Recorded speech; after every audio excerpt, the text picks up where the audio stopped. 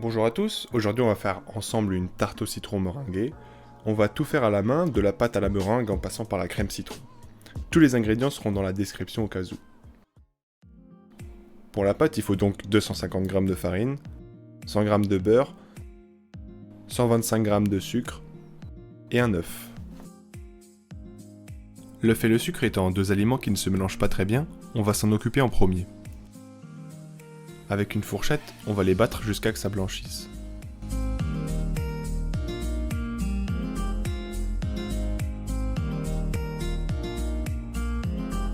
Dans un second temps, on va placer la farine dans un saladier, auquel on va ajouter la préparation que l'on vient de faire, et on va venir sabler le tout.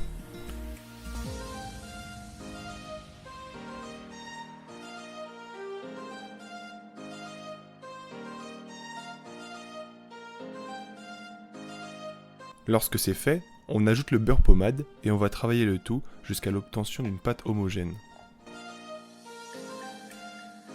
On peut rajouter la farine si on voit que la pâte est trop grasse, et on finit par filmer la pâte qu'on va réserver au frais quelques temps.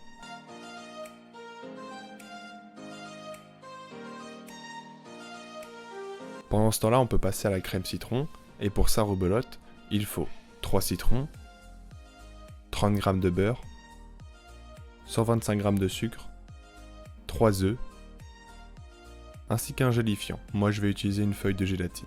Tout d'abord, on va venir presser les citrons pour obtenir un jus. Ensuite, on se munit de tous nos ingrédients et on va les mélanger dans une casserole. Personnellement, je préfère faire cette étape en amont de la cuisson, ça évite les mauvaises surprises, notamment avec l'œuf qui peut cuire dans son coin et faire des mini-omelettes, ce qui n'est pas du tout le résultat qu'on veut. Quand on a un mélange à peu près homogène, on peut commencer la cuisson à feu moyen. La crème citron ayant beaucoup d'œufs, elle accroche rapidement, alors c'est important de toujours remuer, surtout au fond.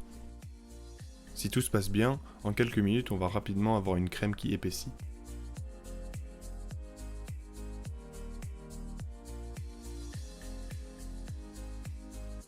C'est ce moment que je choisis pour ajouter mon gélifiant, c'est pas obligé mais je préfère en ajouter un tout petit peu, ça va faciliter la découpe à la fin. On réserve la crème de côté et on peut passer au travail de la pâte. Pour ça, rien de plus simple, on peut fariner un peu pour que le rouleau n'accroche pas et on va venir étaler la pâte pour faire un rond de la taille souhaitée. Libre à vous de faire une tarte de forme différente, mais pour la vidéo elle sera ronde. Pour l'épaisseur, je plante un couteau fin dans la pâte pour vérifier qu'elle soit pas trop épaisse, généralement 2-3 mm de hauteur à vue d'œil. Ceci étant fait, on peut la mettre à cuire.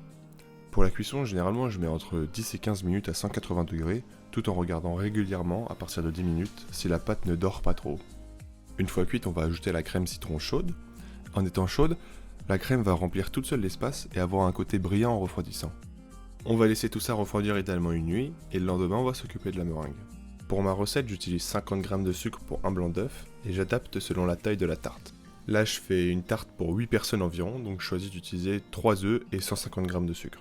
D'abord je fais mousser mes blancs pas longtemps, et au bout de 10-15 secondes à vitesse moyenne, j'incorpore le sucre d'un coup. Je fais ensuite battre à vitesse maximale pendant au moins 4 minutes, et ensuite je regarde la consistance régulièrement. Cette meringue n'a pas forcément de nom spécial comme la meringue italienne ou suisse, mais on va dire que c'est une fausse meringue française. Quand on a un beau mélange bien blanc, bien brillant, bien consistant, c'est que c'est réussi. On passe directement au pochage. J'utilise une poche à douille XL que j'ai trouvée chez Audio, ainsi qu'une douille cannelée pour un résultat visuel parfait.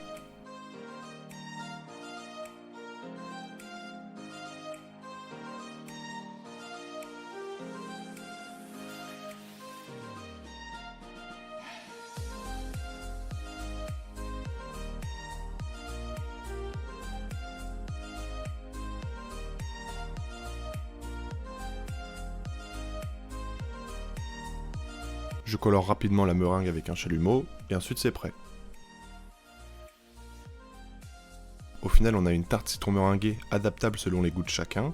On peut enlever un citron pour enlever un peu le goût acidulé de ce dernier, ou baisser la quantité de sucre de la meringue, même si celle-ci est déjà très douce.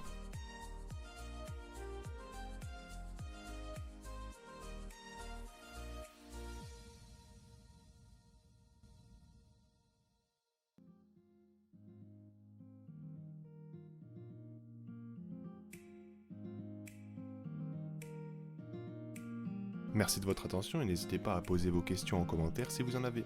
À bientôt.